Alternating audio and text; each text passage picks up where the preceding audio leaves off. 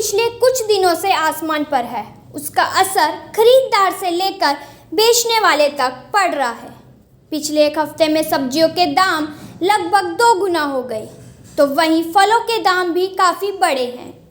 इस सब का कारण गर्मी मानी जा रही है, जिसके चलते पिछले हफ्ते तक अम्बाला मंडी में बिक रहा प्याज 20 से 25 रुपये था, अब 40 रुपये पहुँच गया। अरबी 40 से 50 थी, अब 80 रुपये है। तो घिया 20 से 25 थी, अब 80 है। करेला 20 रुपये था, अब 50 से 60 बिक रहा है।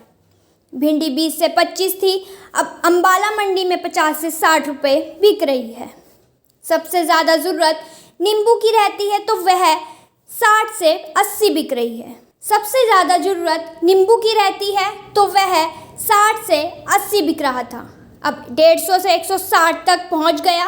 वहीं आलू 15 से 20 था, तो अब 30 से 40 बिक रहा है। मटर 60 से 70 था, अब 120 रुपये है। टमाटर 10 से 15 से अब 25 से 30 पहुंच गया है।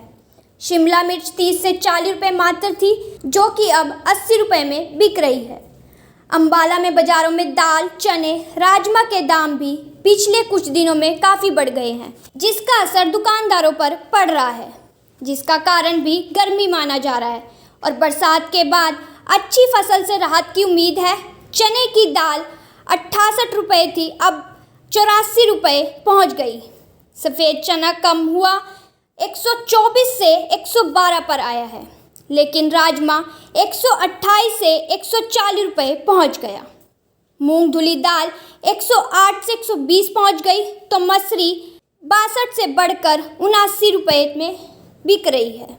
तो मसूरी 82 से बढ़कर 79 रुपये में बिक रही है। उड़द दाल 110 थी, अब 118 पर आ गई है। लोबिया 94 रुपये से बढ़कर 108 रुपये बिक रहा है।